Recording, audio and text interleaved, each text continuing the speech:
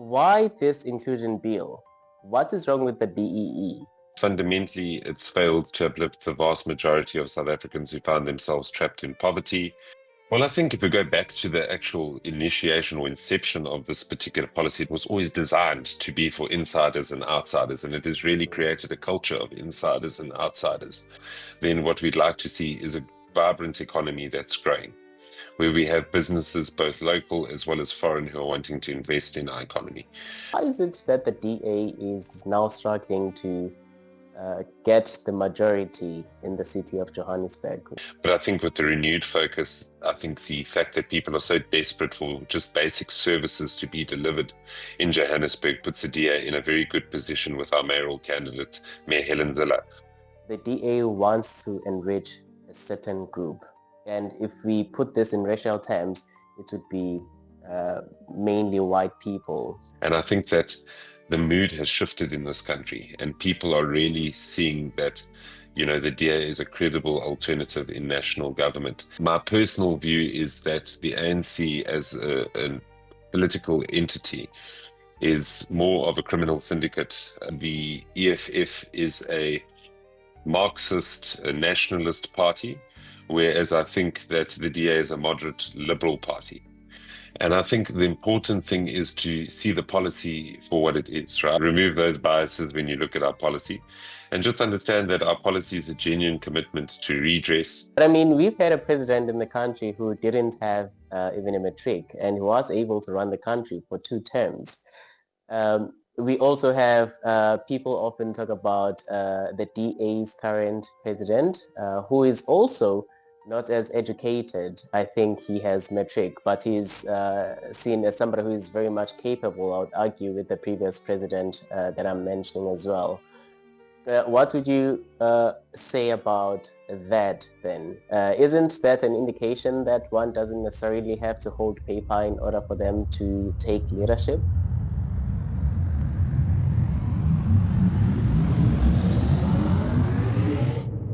This is Beyond the Headlines, the Learning Edition with Dr. Q. Welcome to BTH with Dr. Q. I'm happy to have you here today. And today we are joined by Matt Cuthbert from the Democratic Alliance. We are going to be talking all things inclusive economic deal. Matt, good afternoon. How are you? Good afternoon, Dr. Q. Thank you very much for having me on your show, and also good afternoon to all of your viewers. Thank you. We are very happy to have you here, and we are particularly happy to be talking about something that I think most South Africans are looking forward to hear about. The DA has proposed this bill. Correct me. Is it an inclusive economic bill, or there is another name for it? It's the Economic Inclusion for All bill. Economic inclusion for all. So I left out the most important word, inclusion. For all. And inclusion for all. I want to know, Matt, why this inclusion bill? We do have the BEE, which seems to be what you are contesting against. What is wrong with the BEE? So I think we've had almost 30 years, whether that be formal or informal implementation of BEE as it stands. And fundamentally, it's failed to uplift the vast majority of South Africans who found themselves trapped in poverty, locked in unemployment queues, and ultimately unable to live a life of their own choosing. Despite the claims that other political parties such as the ANC may make, if we look at unemployment numbers and we look at poverty numbers, in particular for Black South Africans, these metrics have decreased time and time again and become worse. And the lived conditions and lived experiences of people have become worse. And this is despite the intensification of transformation policy by successive ANC-led governments. And we envision an inclusive South Africa for all. And we feel as if these policies have failed to address the injustices of the past and ultimately create an economy where everyone has opportunity to be able to climb up the social mobility ladder. And that's why we thought it was critical for us to introduce this specific bill, as well as the alternative scorecard, because we believe that the ANC's BEE empowerment policy has failed. And if we are truly to redress the injustices of the past, if we are truly to create an inclusive society, then we need to look at doing things differently. We can't expect to do the same thing time and time again and expect a different result. Hmm. So I went through the Gazette and I saw that there are some concerns around who gets to benefit from the BEE. And it seems to me like it centers around who is allies with so and so. And I would say fundamentally, it is basically on cadre deployment. Would you agree with this? Well, we must just look at the genesis of BE as a policy, right? In ANC party documentation in the 80s, the 90s, even if we go back to the Freedom Charter, there's no such thing as BE mentioned. It's basically a group of big white businesses towards the end of apartheid who get in the room with a group of political entrepreneurs in the ANC. The big businesses want to keep the conditions the same so that they continue to profit and they continue to maintain their market share and hopefully ward off any kind of further radical policies that come down the line. And these ANC political entrepreneurs see an opportunity here for them to be able to gain wealth and ultimately to preserve the existing system, benefit Mm, themselves, and tell people that they're going to empower them and that the empowerment benefits will trickle down to them, but that in fact never happens. And I think that that's why we have a fundamental contention with this specific bill, or with this mm, specific policy rather. mm. So do you have any practical examples? Can you refer to one instance where perhaps somebody has benefited and they are from the party or maybe they are associated with party leaders? Sure. I think the most relevant example, and we've seen it laid bare at the Madlanga Commission, which follows the allegations by General Lieutenant Mkhwanazi. And we look at the Tembisa Hospital case specifically. And we see individuals like Hangwani Maumela, Selo Mm, Sekoko, as well as Vusi Musi Katmatlala, who benefited to the tune of billions of rands mm, because of the access that they had to the procurement system. And the reason that they were granted access to the procurement system and won bids is because they were ANC cadres. And instead of people getting frontline services such as healthcare, these individuals went and bought luxury sports cars, palatial homes, and designer clothes. And worst of all is where this particular policy and the abuse of the procurement system intersects with murder. We've seen that whistleblowers such as Babita Deokaran lost her life because she did the right thing and called out the excesses of tenderpreneurs who benefited at the expense of the poor. And I think that's fundamentally a very stark example of just how the procurement system, BEE as a policy itself, is captured and designed to benefit those who are politically connected and exclude those who find themselves trapped in poverty and unlock and trapped in a lack of opportunity. mm. So don't you think there could be any measures taken to sort of like change that part where it's only those that are politically connected that get to benefit rather than having a new bill altogether? Well, I think if we go back to the actual initiation or inception of this particular policy, it was always designed to be for insiders and outsiders, and it has really Mm, created a culture of insiders and outsiders. And we see the system as fundamentally broken. And this is why we, acknowledging the injustices of the past, are calling for a new empowerment policy, one that really seeks to economically include those South Africans who have been locked out of opportunity. And in very short summary, to put an overview on what our policy is that we focus on three key elements. We focus on aligning with Section 217 of the Constitution, which deals with public procurement and ensuring that all public procurement is cost effective, equitable, fair, and transparent, and making sure that when companies do business with the state, that they do so in a manner that ensures that those services and those goods are delivered not at inflated prices and not at a premium. And then secondly, around economic inclusion. And economic inclusion being the important bit here, because businesses who want to contract with the state must show some sort of demonstrable impact in the communities in which they operate. And I think by way of example, let's say we have a construction firm that are going to be building a bridge in a rural community out in the Eastern Cape. mm, And they are getting state business in order to be able to complete that contract. If they want to have preferential points added to their bid, then they've got to give back to that same community that they're operating. So they could potentially build a bridge within that specific community. They could build a healthcare center. They could build a legal aid center. They could directly invest in infrastructure within that community, create jobs, and try and bring small businesses into their supply chain. And that's where you can really see a demonstrable impact that's taking place in communities for businesses that want to contract with the state.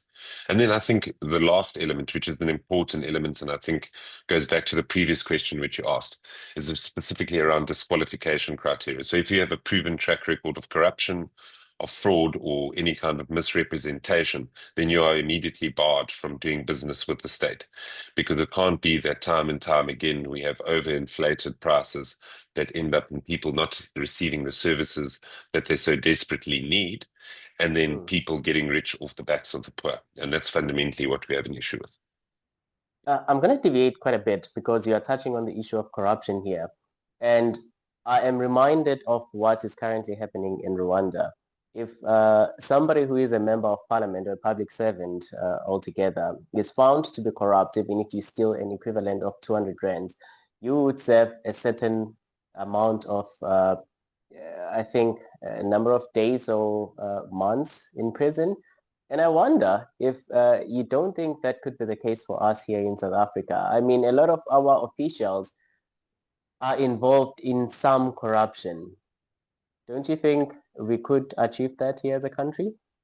Well, we have the Prevention and Combating of Corruptions Act, right, which deals with all of these matters and ensures that we have the legal framework to make sure that we're able to prosecute those who are criminally liable for having plundered the state.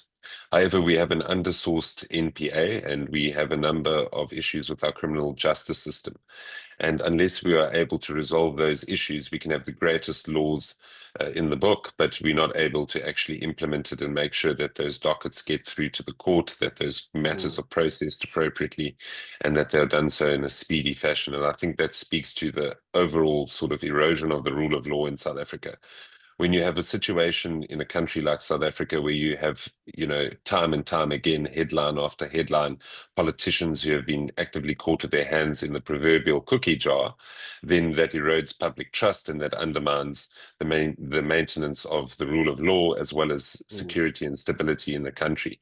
And I think that we actually have a much more wide-ranging shift that we need to do in our country in terms of the culture of impunity that's been allowed to prevail. Before we can assume that, a simple law of imprisoning, MPs or members of the executive for a couple of days. We've got the legal framework. It's about making sure that we remove that culture of impunity. Interesting. So a lot of these corrupt acts are mainly within the ruling party currently. Well, it's not a ruling party, I suppose, but they have the greatest majority. And I wanna, this will be an interesting one. Do you think that the ruling party still has room to change way in which it operates, in which it functions, so as to gain a public trust? Because it seems like there's no trust at all now. Well, I mean, I can't speak on behalf of the African National Congress. I'm not a member of the African National Congress, but I can give you my personal view. And my personal view is that the ANC as a political entity is more of a criminal syndicate that seeks to extract resources, seek rents, and ultimately find opportunities to plunder the public purse for their own benefit. And I think we saw with last year's election result, I think we will see with the upcoming local government elections in 2026 that the ANC are in terminal decline. I think psychologically they've been broken by moving below 40% in the polls. And I think it's going to be very difficult for them to put together a coherent and compelling campaign to South Africans in the upcoming election. I think people are tired of the ANC. They've had 30 years of the ANC, and they are looking for a different political option in this country. And I think that the ANC's living on borrowed time, if I can put it that way. And I don't see how they as an organization are going to be able to reform themselves. I think we see corruption scandal after corruption scandal that implicates ANC ministers. And that's not to say that every political party is excused from having, had members or representatives who are engaged in corruption. It's about how do you deal with that? And how do you ensure that you root those practices out? By way of example, in the DA, if we've caught somebody doing something, we make sure that there's appropriate consequences that are followed through on. And I hate this term consequence management, because I don't know what it is to manage consequences. You either give consequences and make sure that those are followed through, or there are no consequences at all. It's about making sure that you implement those consequences and making sure that they are appropriate remedial actions to make sure that you are able to restore good governance and ultimately financial prudence. And I think that's really what differentiates a party like the DA from a party like the ANC. Hmm. Again, I want to go back to the bill now. One of the things that I've been reading on social media that people seem to be concerned about is the DA refers to BEE as a race-based kind of a system. And the worry is the DA wants to enrich a certain group. And if we put this in racial terms, it would be mainly white people. What would you say to people that think like that? Well, I would say that's the furthest thing from the truth, Dr. Q. And the reason I say that is because the way in which our policy is designed and our alternative scorecard is to focus on the most impoverished communities in South Africa. And fundamentally, if we look at poverty measures such as the living standards measure, which is a widely recognized proxy for poverty, the vast majority of people who find themselves in that position are particularly Black South Africans, colored South Africans, and Indian South Africans, and to some extent, some marginalized white communities. So our policy would benefit those groups by and large, as opposed to just focusing specifically on race. Added to that, if we are just to use race as the proxy for disadvantage, then it means that people like our president, by way of example, who has been a beneficiary of equity and ownership deals time and time again, would seek to be, or would seek to benefit rather again, because he is considered to be disadvantaged. The question is, can you consider somebody who's a multi-millionaire to be disadvantaged? I don't think so. And I think that's fundamentally where our policy is different to that of the ANC. Furthermore, I think as a party, there's often been claims that we are a white racist party, and I don't believe that that is in fact true. And the reason I say that is because we, if you look at our public representatives, have the most broadly representative segment of society within our party and within party leadership, as well as the voters on which we draw. We are the only party that's able to effectively gain votes from each and every South African community, and we're not simply monochromatic like the other parties are. And I think that the mood has shifted in this country, and people are really seeing that, the DA is a credible alternative in national government. And it's something that people want to get behind because people are tired and they are desperate for change. Going to the ground now. Oftentimes when people think of the DA, when we speak about the DA, the first thing that comes to mind is the Western Cape. And most of the things that people have been saying on social media is just take a look at Cape Town. Where is the inclusivity that the DA is speaking of? Because they've been ruling for the past number of years in the Western Cape. The ones that are considered privileged in that space would be those that are in your consensus, in your other areas. They are skipping me, Claremont and other areas. And the question would then be, why is it that there are people that are always complaining on television about poverty in your Khayelitsha, in your Mitchell's Plain, and your other previously disadvantaged regions of the Western Cape where the DA is ruling?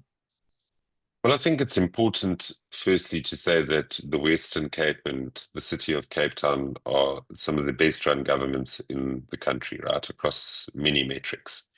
But that doesn't mean that they are perfect. And there's obviously much work that needs to be done in order for us to get those particular governments in those areas to the point at which we want. But there are a number of local conditions as well as broader national conditions that inform that. So I think that would be the first point that I make.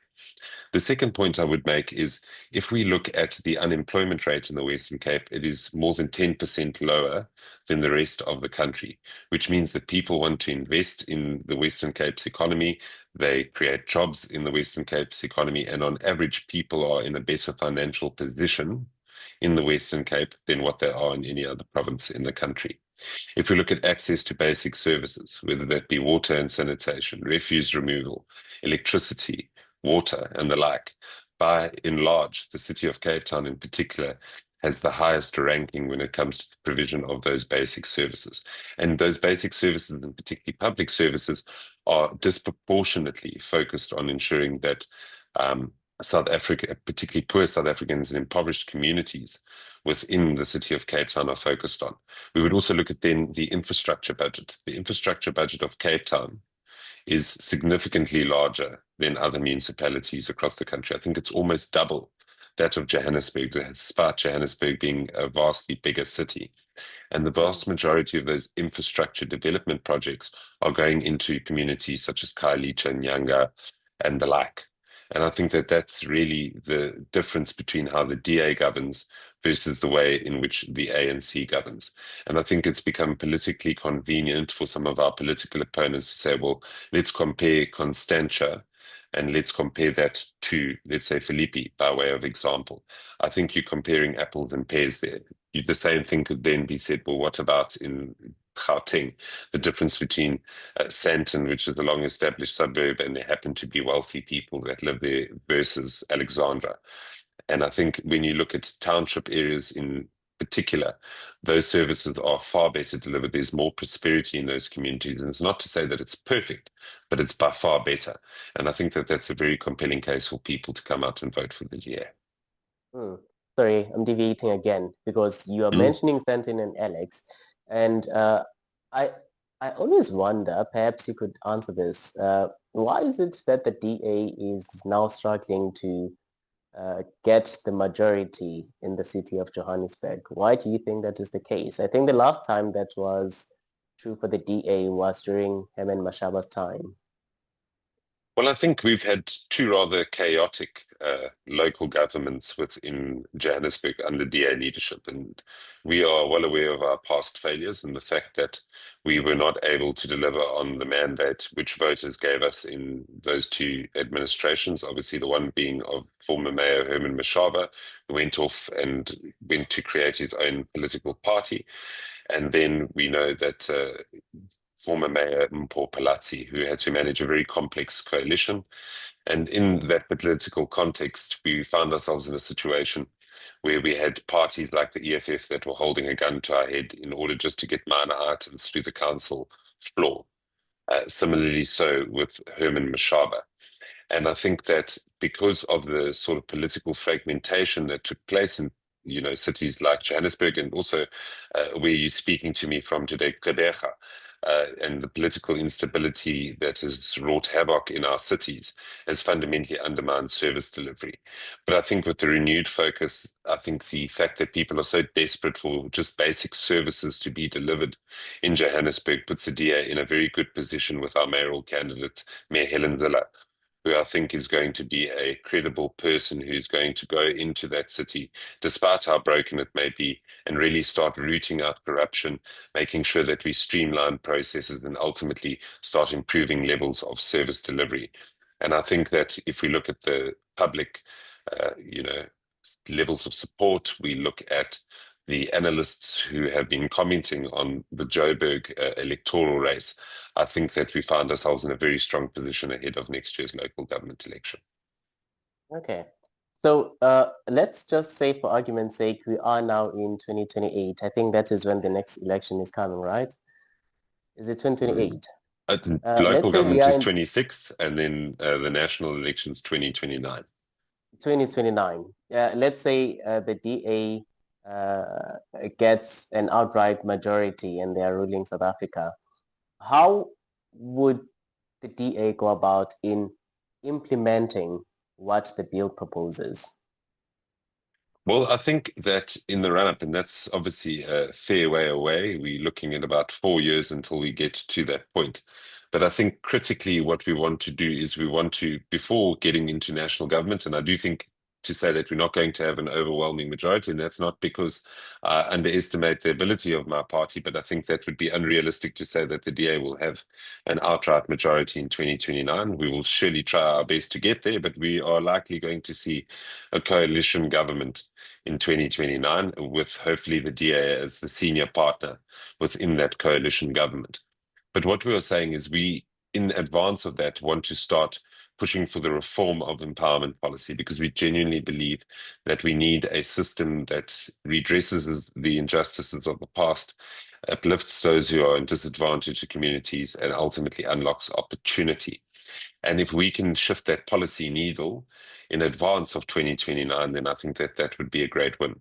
If we were to have, or be in the position rather, where we can implement it wholesale, then what we'd like to see is a vibrant economy that's growing, where we have businesses, both local as well as foreign, who are wanting to invest in our economy, where we have the delivery of basic services, regardless of what community it may be, where people have an opportunity that if they work hard in life and they take the opportunities that are presented to them, they too can live a life of their choosing, and they are able to put food on the table for their families, send their kids to quality schools where they have access to proper education, proper access to healthcare.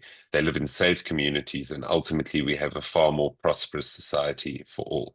That's what I envision us being able to achieve, and what I would aspirationally want us to achieve were we to get into government in 2029. Okay. It seems to me like the DA is very much pro-economy, correct? Which is Yes, good. certainly. On the other hand, we have the Red Berets, the EFF. They also are for the economy. Would you agree with me if I said there seems to be a lot of commonalities between the two parties? Well, I think in the sense that we both speak to the phrase of economic freedom, then maybe that's the one similarity that we share. But I think we are fundamentally different parties.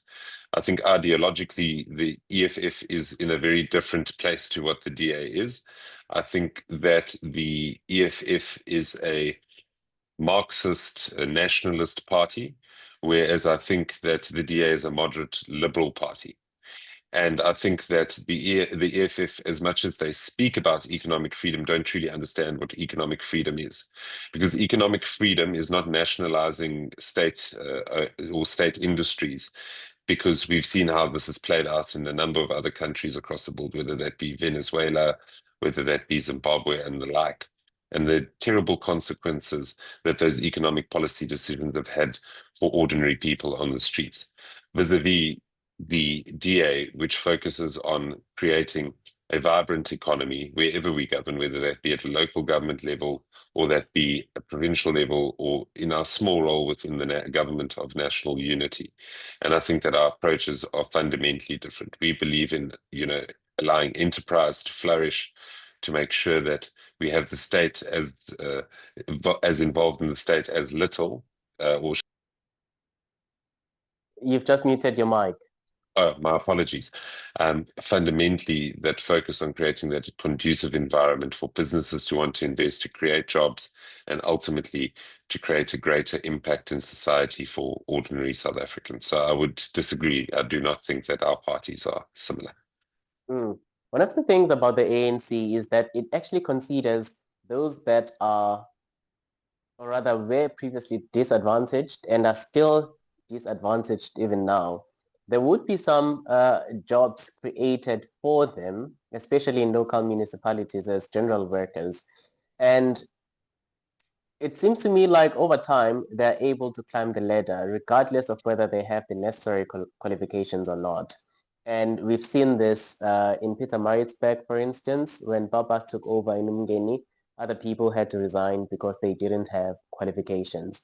And I think that on its own is realizing the injustices of the past and saying, we want you to be part of this economy. We want you to make your contributions, regardless of whether you do have qualifications or not, as long as you are, I will say in inverted commas, capable.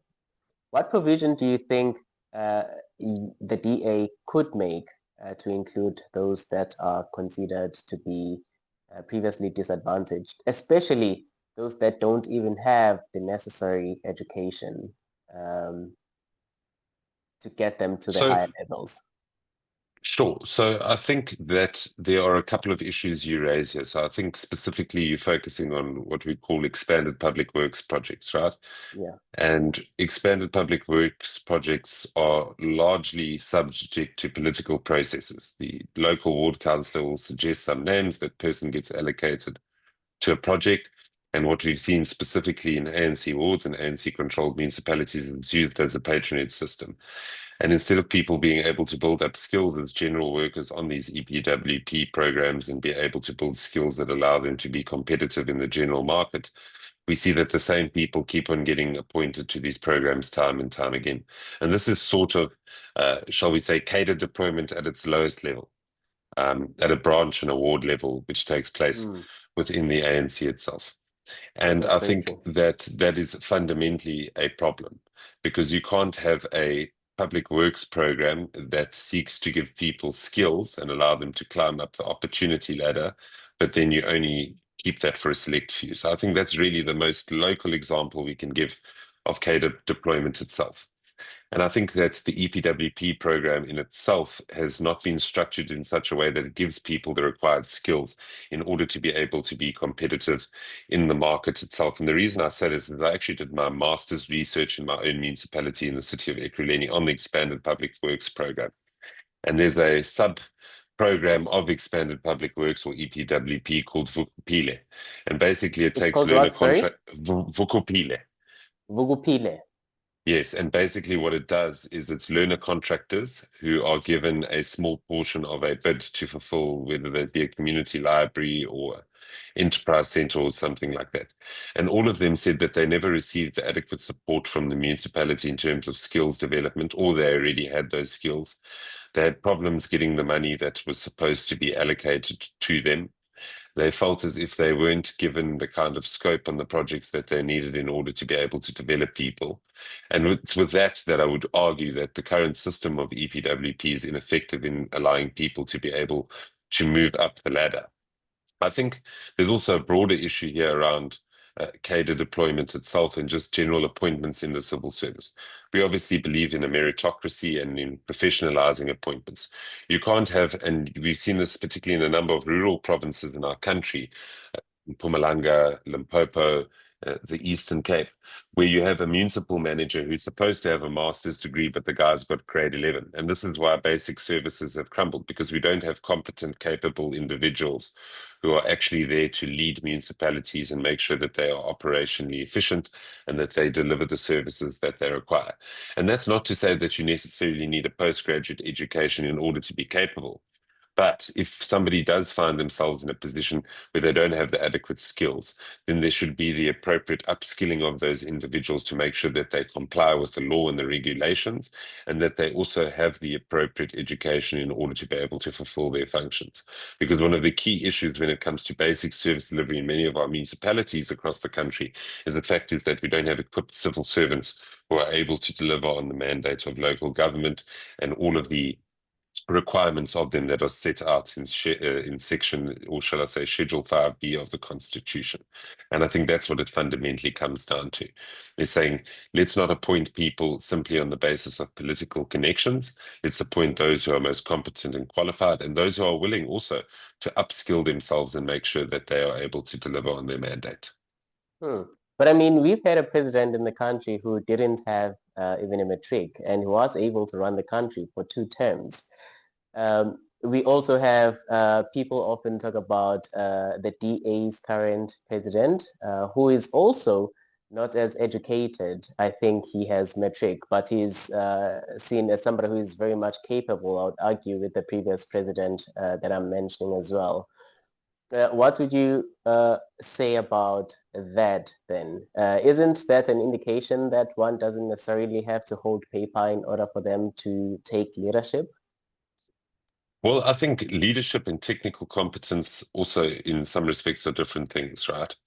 So I think that if you are a politician itself, I think it's generally a good thing that you have an education or a specialization, but it's also not a, should I say, exclusionary factor if you don't to be a good leader. I think you can naturally be a good leader. People are good leaders in different ways, right?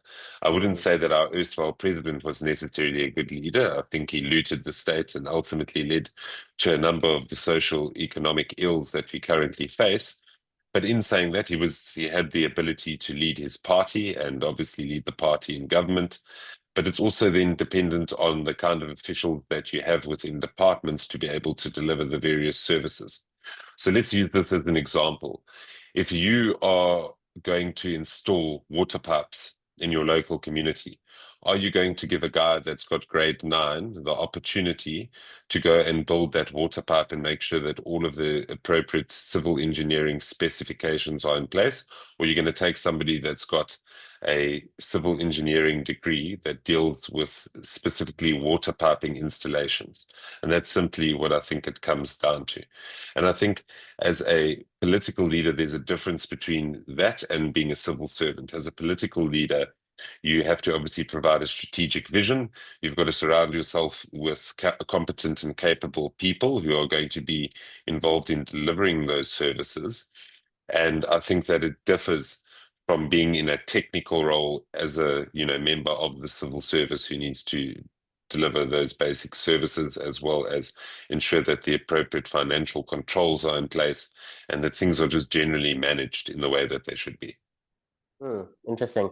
I'll agree with you there to some degree. There is some doubts that I have on the response you just gave me, but I want to move back to what the DA has put forward in Parliament. Was it Parliament? Do documents go to Parliament for gazetting? I think so. Well, it goes to the government printing works, and it's then going to be introduced into Parliament. So what will happen after it's been gazetted is we will then call for a first reading debate. So we will debate the bill, and then the bill will be discussed by the relevant committee and then go for what they call a motion of desirability. And then if it's considered to be desirable, then we'll start working through the technical elements on the bill. But at the moment, as we stand, we are currently open for public comments. And all comments can be sent to legislation@da.org.za, where members of the public and businesses and civil society can make contributions towards our policy.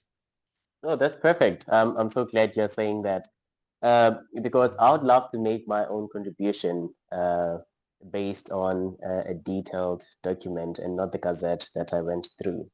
There is an alignment with SDGs. Is there a particular reason why we are aligning with the SDGs and not particularly Agenda 2063, the African agenda, that is?